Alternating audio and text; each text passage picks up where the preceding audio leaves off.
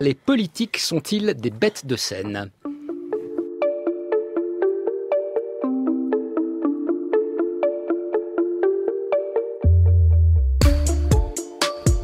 Bonsoir à toutes et à tous, bienvenue dans Du Grain à Moudre, nous sommes ensemble jusqu'à 19h.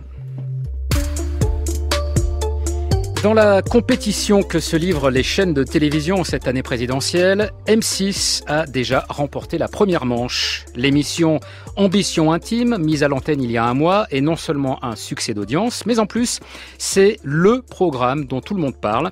On y voit des personnalités politiques raconter leurs blessures d'enfance à une animatrice de télé-réalité, le tout dans l'intimité d'un appartement factice. La plupart des concurrents à l'élection de 2017 ont accepté de jouer le jeu. Car c'est bien d'un jeu dont il s'agit, sous couvert de confession-vérité. Côté participant, l'idée est de montrer la vraie facette du personnage derrière la carapace du politique. Côté animatrice, l'objectif, dit-elle, est de ramener à la politique des gens qui sont dans une défiance totale à l'égard de nos élites. Alors les critiques n'ont pas manqué depuis le lancement de ce programme, accusé de privilégier la forme au détriment du fond, de jouer sur les ressorts de la séduction plutôt que sur ceux de la conviction. Mais l'un et l'autre ne sont-ils pas indispensables et indissociables à la communication politique, ce qui suppose de mettre en scène et le personnage et les idées qu'il porte, mais jusqu'où pousser cette mise en scène sans tomber dans le pur spectacle ? Alors les politiques sont-ils des bêtes de scène ? C'est la question que nous allons poser ce soir à trois invités, à commencer par vous, Danielle Simonet, bonsoir. Bonsoir. Vous êtes coordinatrice du Parti de gauche, conseillère de Paris, élue dans le 20e arrondissement et désormais comédienne, puisque vous montez sur scène régulièrement pour un one-woman show ou une conférence gesticulée, on l'appellera comme on veut. Ça s'appelle Hubert, les salauds et mes ovaires. Vous l'avez joué notamment au Théâtre Clavel à Paris, avant de partir en tournée en France. Dans quelques villes, on donnera les dates à la fin de cette émission. Et on va évidemment avoir l'occasion d'expliquer, enfin surtout vous, les raisons qui ont fait que vous êtes dit à un moment donné, tiens, je vais monter sur scène pour parler de politique, car c'est un spectacle politique. Pour discuter avec vous, Serge Moati, bonsoir. Bonsoir. Réalisateur, journaliste, de nombreux documentaires, des téléfilms. Le dernier, me semble-t-il, en tout cas un des derniers qui a été diffusé sur Arte au mois de mars dernier, c'était France, état d'urgence, vu de l'intérieur. Voilà, vous aviez suivi Bernard Cazeneuve pendant plusieurs semaines, et notamment au moment des attentats du mois de novembre. Vous avez animé l'émission de débat politique Riposte sur France 5 pendant une dizaine d'années, puis on vous doit également la mise en scène, ou en tout cas une partie de la mise en scène et de la cérémonie du Panthéon en 1981 avec François Mitterrand, et une partie de la mise en scène du débat de l'entre-deux tours de 1981 où François Mitterrand était opposé à Valéry Giscard d'Estaing. Et puis notre troisième invité est historien, c'est Christian Delporte. Bonsoir. Bonsoir. Professeur à l'université de Versailles-Saint-Quentin en Yvelines, vous dirigez la revue Le Temps des médias, vous êtes spécialiste de communication politique et entre autres ouvrages, vous avez publié chez Flammarion Une histoire de la séduction politique et les grands débats politiques, ces émissions qui ont fait l'opinion, des ouvrages qu'on peut trouver aujourd'hui en format poche. Alors, vous serez d'accord, je l'espère. De toute manière, vous n'avez pas le choix pour qu'on commence avec Danielle Simonet. Et donc, ce spectacle, Danielle Simonet, Hubert, les salauds et mes ovaires. Question un peu bateau pour commencer, mais enfin je vois pas très bien comment commencer autrement. Comment ça vous est venu, cette idée de faire un spectacle, de monter sur scène pour défendre vos idées ? Alors en l'occurrence, c'est défendre une certaine idée, on va dire, du droit du travail et du pacte social tel qu'il a été créé par le Conseil national de la résistance.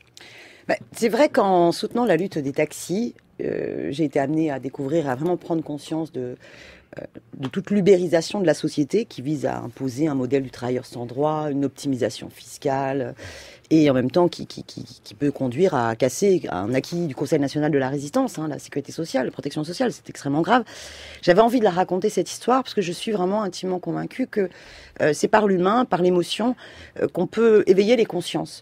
Mais c'est vrai qu'au point de départ, j'avais commencé à vouloir écrire un livre en me disant, cette fois-ci, je ferai un livre avec un fil conducteur différent, qui est vraiment raconter toutes les anecdotes de cette lutte. Et puis, j'avais déjà vu, moi, la conférence gesticulée, une des premières conférences gesticulées de Franck Lepage. Je recommande à celles et ceux qui nous écoutent, qui ne connaîtraient pas les conférences gesticulées Franck Lepage, d'aller le découvrir sur Internet.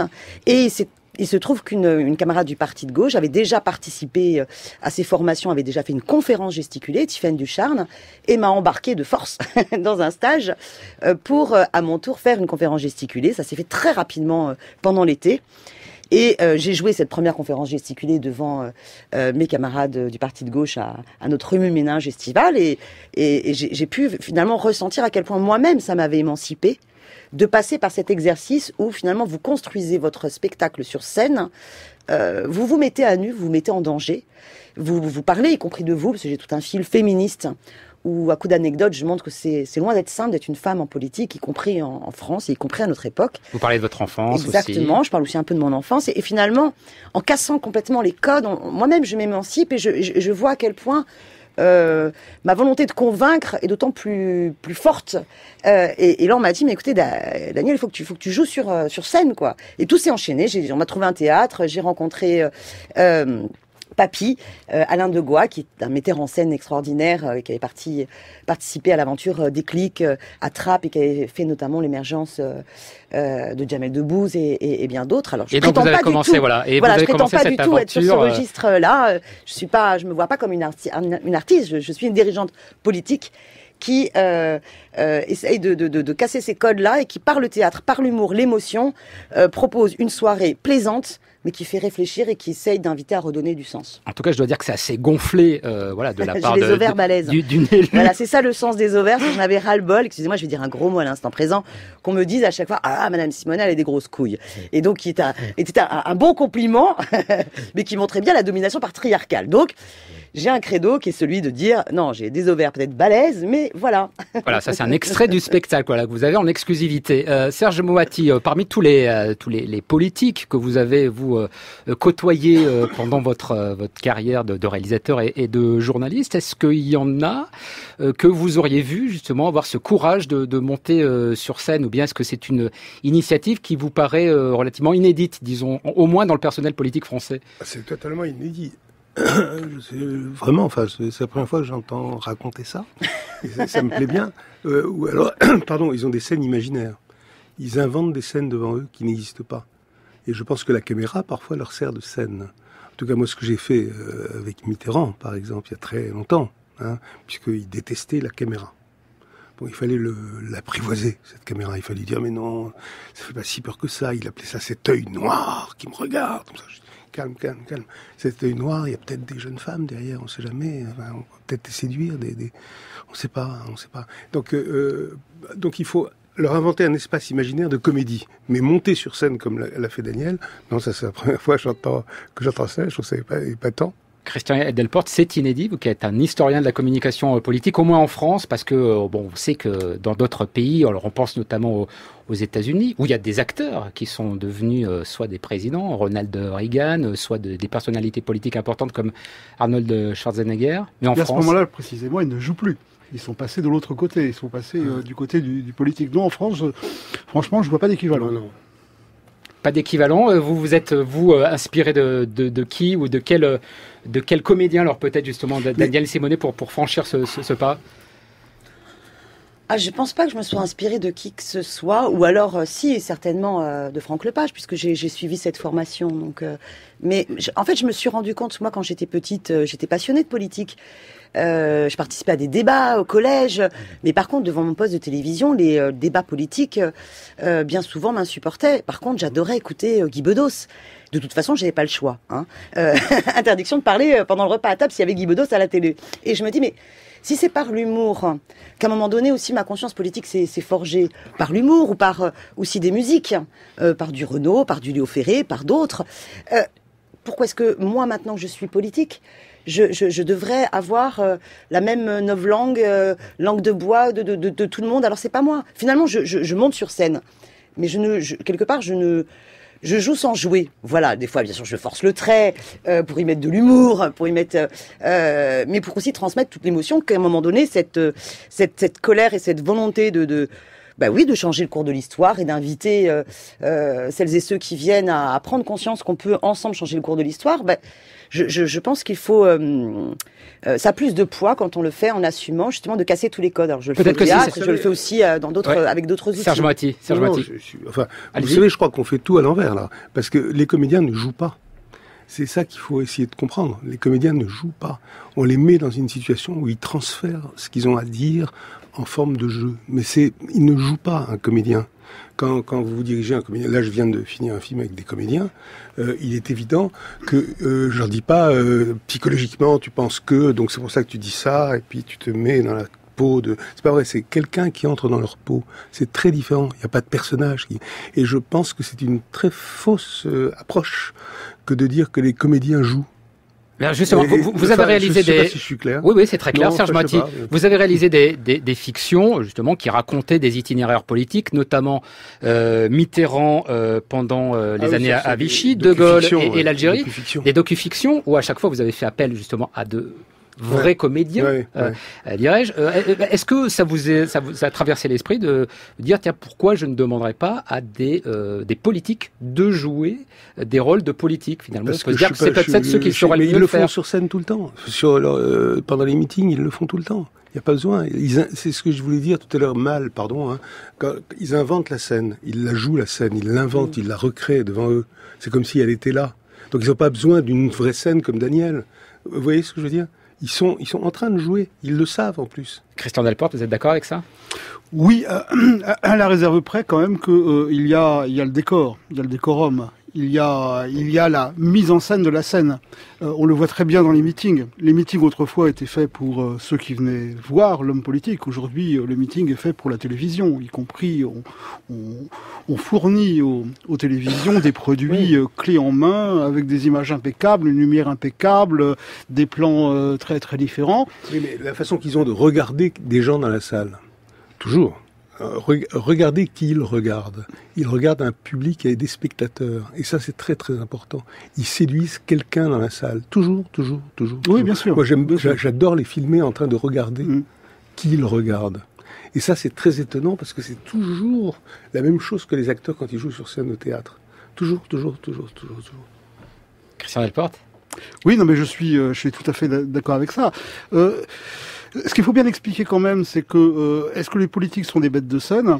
Il faut juste préciser que ça n'est pas complètement nouveau. Déjà, Lincoln disait quand on veut passionner les foules, il faut parler à leurs yeux. Bien sûr. Et c'est propre aux politiques qu'il y a une théâtralité. D'ailleurs, regardez le vocabulaire classique de la vie politique. On parle d'acteurs politiques, on parle de scène politique, de décor politique, de dénouement d'une affaire politique. Il y a des performances même qui sont des performances scéniques. Alors on a beaucoup parlé il y a quelques mois de cela, c'était il y a un an je crois, de la chemise mouillée de Manuel Valls lors des universités d'été du PS à La Rochelle, où on voyait qu'il avait tellement donné de lui-même, comme peut le faire par exemple un chanteur. Moi ce que j'adore c'est quand ils ont le trac, et ils ont le trac très souvent. Et les moments où ils ont le trac, c'est-à-dire soit les moments au maquillage, avant que ça commence. Je parle télé là. Avant que ça commence, le trac formidable, qui ressemble singulièrement au trac des comédiens, c'est le même. Alors là, moi qui étais vaguement conseiller comme ça, on les met dans un certain climat. On leur parle surtout pas de ce qu'ils vont faire tout de suite là. On leur parle pas de ça, on leur parle d'autres choses. On les met dans un truc exactement comme avec les comédiens, ce qu'on appelle bêtement la direction d'acteurs qui n'existe pas non plus. Il n'y a pas de direction d'acteurs, il n'y a que des mises en climat d'acteurs. Et là, ça ressemble vachement. C'est-à-dire le trac, c'est la peur qu'ont les comédiens. Pas, vous voyez, beau lapsus, la peur qu'ont les acteurs. Ah non, la peur qu'ont les politiques. Vous le faites exprès, j'ai bien vu. Oui, Daniel Simonet, vous qui pratiquez le double exercice, qui est celui alors d'aller dans les médias, notamment à la télévision, on vous y retrouve assez souvent. Vous expliquez même d'ailleurs dans le spectacle que souvent on vous offre la facilité d'y aller ou d'en repartir en taxi, et que ce sont parfois des VTC, oui, pas toujours des compagnies, plus souvent d'ailleurs, pas toujours des compagnies officielles. Mais vous qui pratiquez ce double exercice, donc à la fois de participer à des émissions de télévision et d'aller sur scène, est-ce que pour vous c'est à peu près ça participe du même exercice pour vous, ou bien c'est radicalement différent? Oui et non, c'est-à-dire que ça participe pas du même exercice parce que tout lieu est codifié. Après, pour moi, il y a un même travail qui est à faire, qui est d'assumer, et je pense que j'ai encore à travailler dessus, d'assumer que quand on va à la télé, je dois aussi assumer de casser les codes attendus. Et parce que je pense qu'il faut que je réussisse à avoir la sincérité et être moi-même dans tous les cadres. C'est-à-dire que je fasse une petite vidéo au fond de mon lit le dimanche matin pour interpeller Hidalgo et dénoncer le travail du dimanche comme je l'ai fait, ou que j'aille sur une chaîne d'information en continu commenter l'actualité, ou que j'aille sur scène, il faudrait que ce soit que j'arrive à incarner la même personne. Et donc à sortir des attentes codifiées du système et qui du coup transforment notre propos. Et c'est pas si simple. Par exemple, dernièrement, j'ai été invitée à Paris Première, à la revue de presse. Et ben, j'avais une angoisse terrible, parce que là, tout d'un coup, je ne savais pas dans quel environnement j'allais. Vous aviez des humoristes qui étaient là. J'étais invitée aussi avec mon spectacle, et là, tout d'un coup, j'avais une espèce de... Alors, paraît-il que ça ne s'est pas vu, mais c'est pas évident de savoir. Je ne suis pas une humoriste, et c'était difficile, d'assumer d'être soi-même. Mais on est aussi, et moi, ce qui me semble important de comprendre, c'est qu'on est dans une société du spectacle. Moi, ça a été un des premiers livres, Guy Debord, que j'ai lu à l'université, qui cherche à nous divertir, à nous faire dévier du sens. Et donc notre rôle à nous, c'est y compris assumer le côté spectacle politique pour ramener au sens. Et non pas pour s'en détourner. Christian Delporte, est-ce que les politiques aujourd'hui assument le fait de participer à une forme de spectacle, ou bien est-ce qu'on n'est pas davantage dans une forme de déni qui consiste à dire justement non, je ne suis absolument pas dans le spectacle puisque ce que je montre à voir, c'est ce que je suis véritablement au plus profond de mon être. Effectivement, c'est ça la question. Vous n'avez pas un politique qui va vous dire d'abord j'essaye de séduire, il va vous dire j'essaye d'abord de convaincre. Or, tous les politiques commencent par séduire, sinon on ne les écoute pas. Sinon on ne les écoute pas. Voilà. Mais moi, j'ai appris comme ça de l'éducation populaire. Ce qui est important, c'est justement d'abord de créer une rencontre. Et il y a un vrai travail à faire justement pour casser les vieux codes militants. Normalement, le vieux code militant, c'est que vous arrivez avec votre discours, vous avez votre tract, et puis c'est comme si vous aviez un entonnoir et il fallait gaver la personne comme un militant d'une secte. Voilà. Or, il faut changer totalement le paradigme et essayer de construire une relation. C'est pour ça qu'on utilise, nous, par exemple, des méthodes de porteurs de parole, pour d'abord construire une relation avec une phrase qui interpelle, pour créer d'abord l'échange, et c'est par l'échange qu'on co-construit de la conscience et qu'ensuite on en arrive à la raison et à la conviction. Bonjour. Bonjour Karine. Bienvenue, presque chez vous. J'ai toujours voulu prouver, longtemps dans ma vie, assez stupidement d'ailleurs, j'ai défoncé des portes qui étaient ouvertes. À l'époque, deuxième surnom, vous appelez le dingue du Palais Bourbon. Oui, je vois pas en quoi. C'est quoi cette réputation de grosse fêtarde que vous avez ? C'est une réputation qui est un peu usurpée, oui. En fait, il y en avait 3 des filles Le Pen. Vous êtes encore très touché. Oui, parce que je pense que voilà, extrait de la bande-annonce de cette émission qui fait tant parler depuis quelques semaines. Ambition intime, diffusée sur M6, présentée par Karine Le Marchand. Les uns et les autres, est-ce que d'abord c'est une émission que vous avez regardée et si oui, ce que vous en avez pensé? Je commence par vous, Christian Delporte. Oui, j'ai vu en tout cas les premiers volets. J'ai trouvé ça... ce qui m'a surtout surpris, c'est l'aspect complaisant des questions posées, cette complicité avec l'homme politique qui me faisait d'une certaine manière regretter que ce ne soit pas un journaliste qui les interroge. Vous avez trouvé ça nouveau? Vous avez trouvé ça finalement une vieille recette éculée? Parce que moi je me souviens, alors quand j'étais un petit peu plus jeune, de Questions à domicile, qui était une émission qui était présentée par Anne Sinclair, où là justement Anne Sinclair allait interviewer les personnalités politiques chez elle. Alors là on est dans un appartement qui n'est pas l'appartement de ces personnalités, mais enfin finalement on n'était pas si loin que ça. Alors certes, Anne Sinclair était une journaliste politique. Non mais évidemment, il y avait cet aspect-là, donc on est dans la cuisine des hommes politiques, on voyait la femme, les enfants, etc. Mais pour autant, le cœur du questionnaire à l'homme politique, c'était de la politique. Donc c'était un premier pas, mais ça n'était qu'un pas. On peut remonter beaucoup plus loin. Je me souviens d'une émission avec Georges Pompidou en 1970, avec Pierre Desgroupes, où on le voit dans sa maison de campagne, jouant avec ses petits-enfants, se promenant avec sa femme. En 75, il y a cette émission de Thierry de Sétiveau avec Giscard, où on est un peu dans le même ton. Je veux dire, cette pipolisation des hommes politiques à la télévision, en tout cas, ça n'est pas nouveau. Voir les hommes ou les femmes politiques, Serge Moati, dans leur intimité, dans une forme de proximité, ça n'est pas quelque chose d'intéressant, c'est-à-dire ça n'éclaire pas le discours politique ? Ça dépend de quoi on parle. Là, moi, ce qui me frappe beaucoup dans cette émission, c'est le sex appeal de la fille. Je trouve qu'elle a des jambes absolument splendides. Et une façon de s'habiller, de se mettre sur le canapé, là, donc les jambes croisées, recroisées sur elle-même, je sais pas comment on dit ça, vers elle, quoi. C'est complètement sexy. Moi, elle me ferait dire n'importe quoi. Elle me ferait raconter la Bible ou le Coran. C'est complètement sexy, c'est un peu sexiste, hein, du coup, ce que vous en dites. Mais c'est terrible, c'est terrible si ce que vous retenez, c'est ça. Je retiens ça, bien sûr. En plus, elle te fait parler de quoi? Elle te fait parler de tes parents, des trucs comme ça, etc. Moi, il suffirait qu'elle me mette 5 secondes devant elle, elle me fait parler de mes parents, je me mets à pleurer. Enfin, c'est évident, je me mets à pleurer. Et un homme politique, c'est pas un homme différent des autres hommes. Enfin, c'est la même chose. Je suis pas sûr qu'une femme serait dans la même situation qu'un homme. Pleuré. Oui, bon, ben voilà. Moi, parce que... Vous avez pleuré à quel moment? C'est que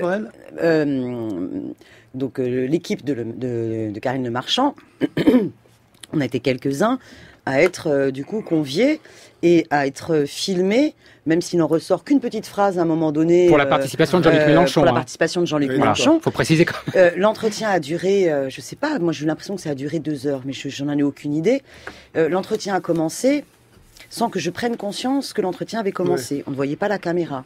Et c'est vrai que à un moment donné, on parlait de choses fortes, hein, puisque dans une vie militante, il y a ceux qui restent, puis il y a ceux qui nous quittent. Et donc, à un moment donné, on abordait un camarade qui était extrêmement important pour Jean-Luc Mélenchon et moi-même, et qui est décédé.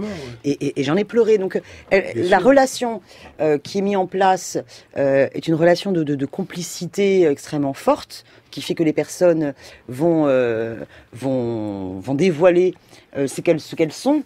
Mais là où je rejoins ce que vous avez dit, Monsieur Delporte, c'est que ce qui me met mal à l'aise, c'est que la complaisance dans la relation de la journaliste, finalement, va permettre de rendre sympathique toutes ces personnalités politiques. Et donc, vous avez tout d'un coup une Madame Le Pen qui, pour moi, incarne un danger, de cette extrême droite qui veut conquérir le pouvoir et qui veut diviser le peuple et nous amener dans une très grande régression, qui devient sympathique.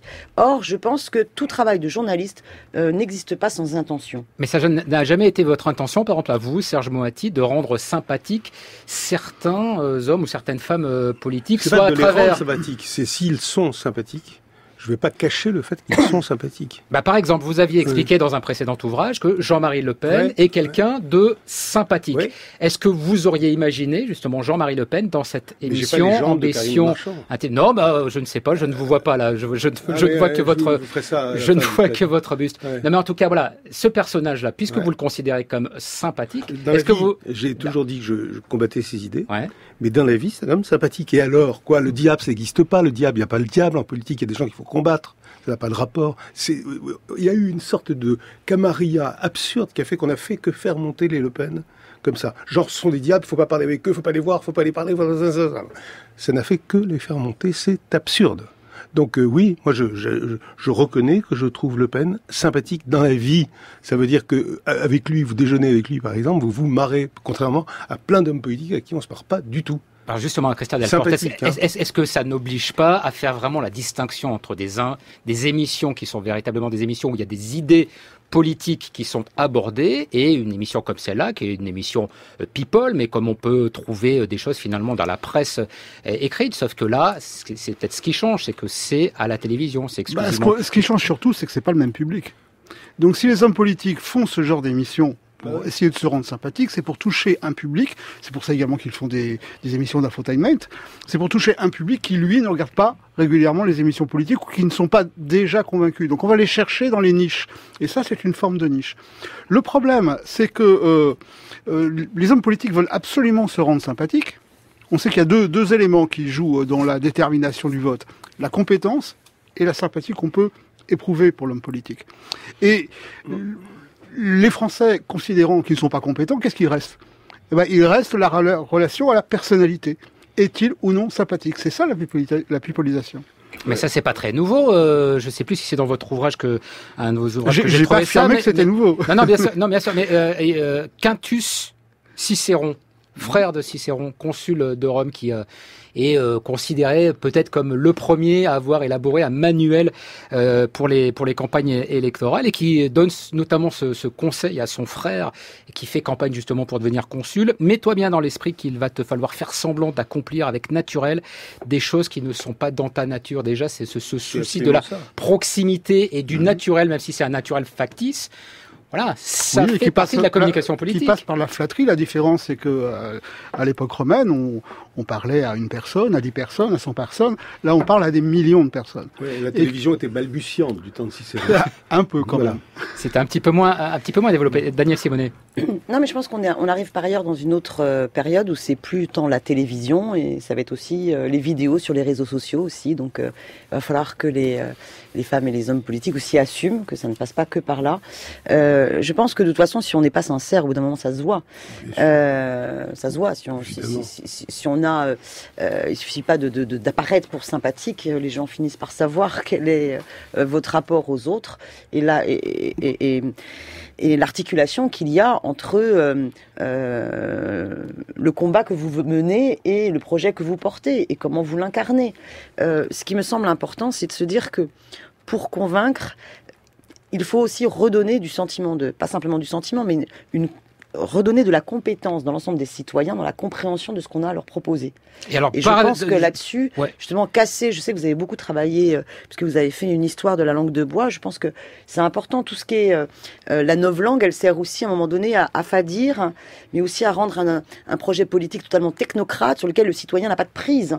Je souhaite, moi, qu'on procède totalement de l'inverse. Il faut réhabiliter la souveraineté du peuple et donc redonner du sens au combat qu'on souhaite porter. Alors, je vais vous faire écouter un extrait, Serge Moatier et Christian Delporte, d'une vidéo qu'a postée Daniel Simonet sur son compte. Vous l'évoquiez tout à l'heure. Vous êtes dans votre lit, vous filmez un petit matin, un dimanche matin, a priori, et vous vous adressez à la maire de Paris.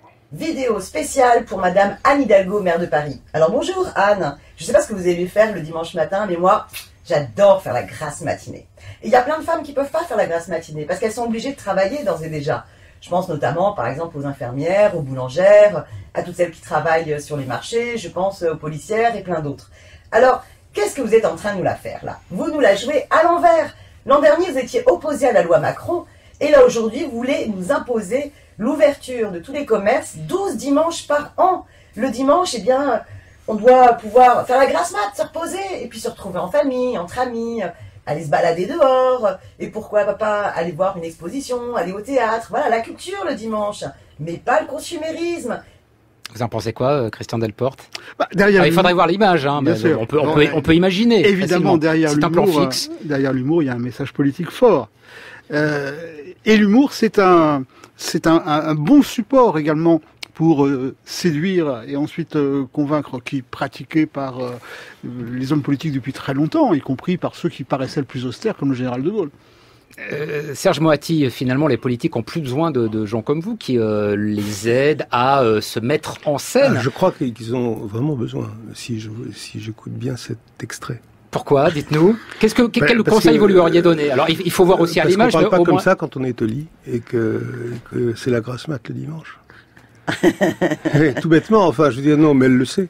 Parce que je t'ai bien réveillée, déjà. Mais oui, elle est hyper réveillée, elle pense aux pâtissières, aux boulangères, aux infirmières, à tout son électorat, enfin, elle est très, très, très réveillée. Donc déjà, il aurait fallu être plus alangui, n'est-ce pas?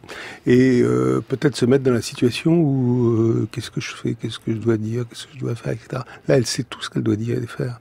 Donc non, enfin c'est drôle, enfin j'ai pas vu, hein, pardon, hein, je regrette, mais c'est un message politique clair au lit. Daniel Simonet. Moi j'ai fait après l'intervention en séance du Conseil de Paris, je suis allée au-delà, j'ai dit mais écoutez, je vous souhaite le dimanche de faire l'amour, pas les commerces. et c'est vrai que ça a généré un brouhaha. Ouais. Ouh là là, parler d'amour. Je pense que ce que j'ai voulu faire dans cette petite vidéo, c'est susciter la curiosité depuis quand on se filme dans son lit. Après, je reconnais que le discours est assez différent de la voix que je peux avoir au réveil, évidemment. Oui. Mais est-ce que ça peut être, par exemple, une façon aussi de sortir d'un univers extrêmement codifié, qui est celui de la télévision aujourd'hui, par exemple? Moi, en fait, depuis que je milite, j'aime bien essayer de chercher de nouvelles façons d'aller vers les gens et de convaincre. J'adore faire des criers dans le métro. Donc, je rentre dans les wagons de métro. Alors, je fais pas ça toute seule, hein, je fais ça avec quelques militants. J'ai fait une criée dans le métro, par exemple, pendant la mobilisation contre la loi Travail et son monde, avec des nuits de boutistes. Au moment où Emmanuel Macron lançait son mouvement, on rentrait dans les marches, dans le wagon, et on disait « Nous sommes le mouvement En Marche d'Emmanuel Macron !» Nous sommes pour la loi El Khomri, la loi travail, c'est la liberté de licencier. Et c'était rigolo parce que les gens avaient bien tout de suite compris que c'était un sketch, à part une petite vieille dame qui était totalement paniquée, énervée. Alors on croyait que c'était parce qu'on faisait du bruit dans le métro. Et puis à la fin du sketch, quand on dévoilait que finalement on disait arrêtez les conneries, venez à la manifestation, notre petite vieille dame tout d'un coup, vous m'aviez fait peur. Je suis rassurée. J'avais vraiment cru que vous étiez avec Emmanuel Macron. C'est-à-dire qu'on a créé une relation, on a créé une expérience dans ce wagon. Il s'est passé quelque chose. Et je pense que même si on n'en a pas dit beaucoup sur la loi travail, dans cette petite expérience qui a duré le temps d'une rame de métro, eh bien, les gens ont raconté cela. Et l'humour qu'on y a mis montre justement la confiance qu'on a dans la contestation du système et donne beaucoup plus envie de suivre celles et ceux qui manient l'humour. Est-ce que vous y voyez, Christian Delporte, une forme ou des formes de désacralisation de la politique? Ça y participe quand même d'une certaine façon, même si vous vous adressez, je dirais, à une partie des gens qui pensent déjà comme vous. Dans le métro, non. Non, pas dans le métro. Non, je parlais de votre spectacle. Même dans la vidéo, vu mes commentaires, j'en ai beaucoup qui souvent terminent les commentaires en disant « Bon, alors la dernière phrase que vous avez faite sur Jean-Luc Mélenchon, là, je suis pas d'accord. » Et ça me plaît, parce que du coup, je me dis que les 100 000 personnes qui ont vu la vidéo, c'est pas simplement les convaincus. Christian Delporte. Mais, néanmoins, on est dans une période d'hommes politiques ordinaires, d'hommes et de femmes politiques ordinaires, qui essayent de se distinguer d'une certaine manière dans le brouhaha médiatique. Quand vous dites ordinaire, c'est-à-dire qui veulent se présenter comme des hommes et des femmes politiques ordinaires ou qui le sont vraiment? À mon avis, qui le sont vraiment maintenant. Et du coup, bon, c'est ce message, finalement, c'est je suis comme vous pouvez me faire confiance parce que je suis comme vous, mais ce qu'on attend quand on est électeur, c'est qu'on soit un petit peu plus que vous, sinon c'est pas la peine de voter pour vous. Et je trouve qu'il y a quand même un brouillage avec la présence des politiques sur les plateaux de télévision de divertissement qui n'aident sans doute pas à revaloriser leur image. Vous, Serge Moati, qui avez suivi tout un tas de campagnes et d'hommes politiques, est-ce que, à partir du moment où les personnes que vous suiviez savaient qu'il y avait une caméra qui allait les filmer, il y avait dans leur acceptation de votre présence l'idée de les montrer justement comme ils sont vraiment? Est-ce que ça, c'est ce qu'on vous disait quand on vous disait ok, j'accepte que tu sois là, mais parce que ça va me servir aussi à montrer une autre image de moi? J'imagine qu'il devait se dire ça, mais je m'en tape littéralement. Ce qui m'intéressait, moi, c'était le moment de vérité qui allait sortir peut-être. Et je guettais ce moment de vérité. Je mettais les conditions de l'éclosion de la vérité. Et c'est très très important. Qu'est-ce qui fait qu'un type devienne de gauche, par exemple? Qu'est-ce qui fait qu'il croit à ce qu'il dit? Ou de droite, ou de ce qu'on veut, hein. Qu'est-ce qui fait qu'on devient Le Pen? Qu'est-ce qui fait qu'on devient... Daniel Simonet. Daniel Simonet. Non, mais vraiment, je suis sérieux, là. Et il faut chaque fois essayer de trouver le ressort profond qui fait qu'ils sont... Parce qu'il faut un métier de chien, quand même. Il faut essayer de comprendre qu'est-ce qui les pousse. Et quand on arrive à sentir ça, ce cœur qui bat, quand on entend battre le cœur des politiques, moi, ça, je trouve ça émouvant et fort. Ça passe pas forcément par la comédie. Ça peut passer par l'émotion, ça peut passer par les pleurs, ça peut passer par ce qu'on veut, mais à condition que ce soit vrai, que ce soit pas joué, parce qu'il n'y a rien de joue plus mal qu'un mauvais comédien. Quand vous suivez par exemple Bernard Cazeneuve pendant plusieurs semaines, à quel moment vous trouvez la vérité du personnage, en tout cas de ce qu'il est vraiment, lui, Bernard Cazeneuve? C'était pas du tout le même genre de situation. Imaginez quand il y a les attentats de janvier, on blague pas trop quand même, non? Vous trouvez pas? Ou les attentats du Bataclan, ou les trucs comme ça, etc. On joue pas. Donc là, je me contente d'être là, de me faire le plus possible invisible et de suivre comme je peux, sans qu'on dise où il est. Et tout le monde croyant que j'avais les autorisations, que j'en avais pas. Donc c'est plutôt ça le truc, vous voyez. C'est là, honnêtement, je joue pas à ça dans ces cas-là. Donc l'idée, c'est que la mise en scène soit la moins visible possible, j'imagine, ce qui est radicalement différent d'un autre exercice auquel vous avez participé. On est en mai 1981. Ah, vous allez me faire le coup du Panthéon. Eh oui. C'est à pied et avec le peuple de Paris qu'il va gravir cette rue qui le conduit au Panthéon. C'est le premier bain de foule du président de la République. C'est aussi la rupture avec les cérémonies officielles de la journée. L'orchestre de Paris, placé sous la direction de Daniel Barenboim, accompagne le président. Regardez. Voilà, vous allez me faire le coup du Panthéon, Serge Boati. Bah oui, c'est vrai, parce qu'à chaque fois qu'on l'invite pour parler de politique, on lui rappelle ce souvenir. Pour moi, c'est un souvenir à la fois émouvant, enfin fort, quoi, et en même temps baroque, parce qu'on savait pas du tout où il allait aller. Hein, il connaissait pas le Panthéon non plus. Donc c'était très bizarre. On a répété avec Roger Hanin qui jouait le rôle de Mitterrand. Alors ça, je trouve ça assez génial justement. Ouais. C'est-à-dire, vous choisissez un comédien pour faire la doublure d'un homme politique. Et comment voulez-vous qu'on fasse? Il n'avait pas le temps de venir répéter. Aller à gauche, c'est le caveau de machin. Vous l'avez perdu, et puis à droite.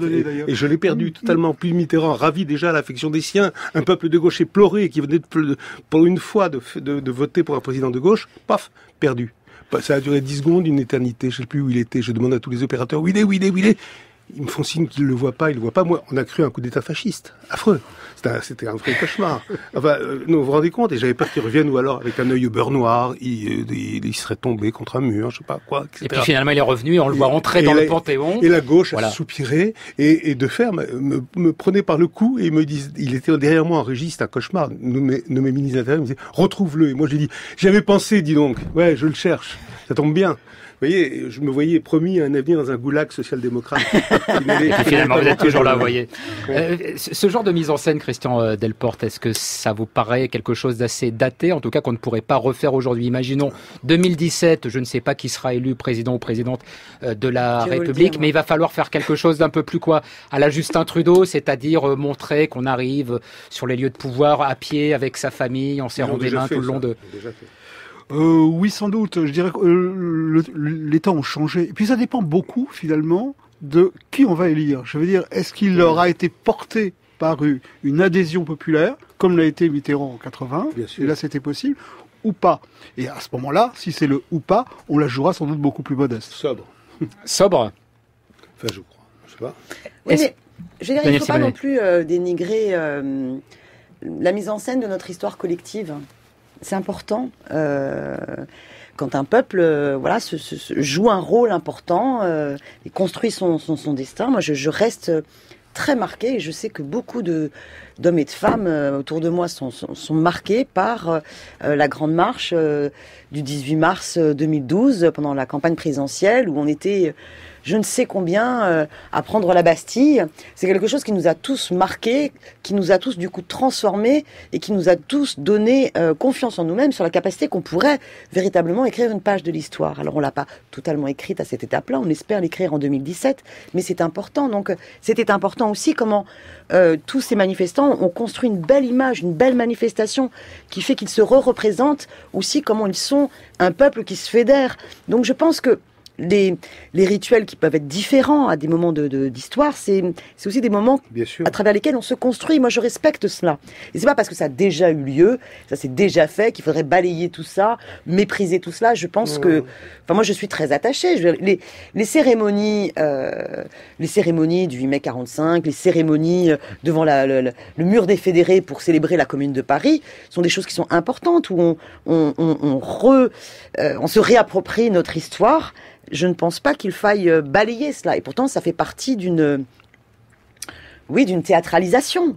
mais qui n'est pas là pour fausser le sens, mais pour nous rappeler le sens. Je pense que toute la question centrale, elle est dans l'intention. Est-ce que l'intention, c'est de faire de la politique spectacle pour divertir du sens, pour éloigner du sens, ou est-ce que c'est une théâtralisation pour ramener sur le sens, créer de l'émotion au service du sens? Dans votre ouvrage, Christian Delporte, on est presque à la fin de cette émission, une histoire de la séduction politique. J'aimerais, en quelques mots, si vous le pouvez, que vous nous racontiez cette histoire. Ça se passe au Canada. Jonathan Bleu, le Parti bleu qui a été lancé et qui a été une façon de récupérer finalement les codes de la politique pour montrer en quoi on est aussi dans du marketing. Je vous laisse. Oui, en fait, c'est l'histoire d'un faux candidat. C'est un faux candidat, mais on s'en aperçoit pas tout de suite. Et il a un programme tout à fait fantaisiste. Il fait parler les médias. Et puis au bout d'un moment, effectivement, on sort la vérité. Ça n'est pas un candidat. Et pourtant, ça a bien occupé le terrain.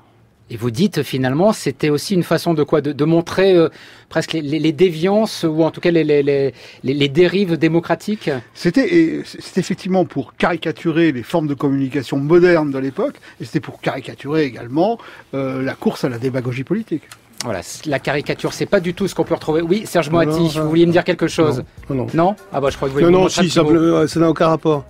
C'est votre dernier ouvrage peut-être? Ouais, vous vouliez qu'on en parle? Il est sorti aujourd'hui. Rêve d'Orient, mon musée idéal. J'avais prévu ça pour la fin. Comme à la fin, vous voyez, on annonce, on parle de l'équipe. Je me demandais comment on pouvait passer de ça à ça. Ben, vous voyez, c'est très fort. On est connectés l'un à l'autre. Un métier. Voilà. Serge Moati, donc, qui publie Rêve d'Orient, mon musée idéal. Daniel Simonet, j'ai dit que j'allais donner les dates de votre tournée, mini-tournée. Pour l'instant, le 25 novembre, vous serez à Nevers, le 8 décembre à Saint-Étienne et le 18 décembre, donc de retour à Paris au Théâtre Clavel pour ce spectacle Hubert, les salauds et mes ovaires, mise en scène par Papy. Bah, il faut y aller. On n'a plus le temps là.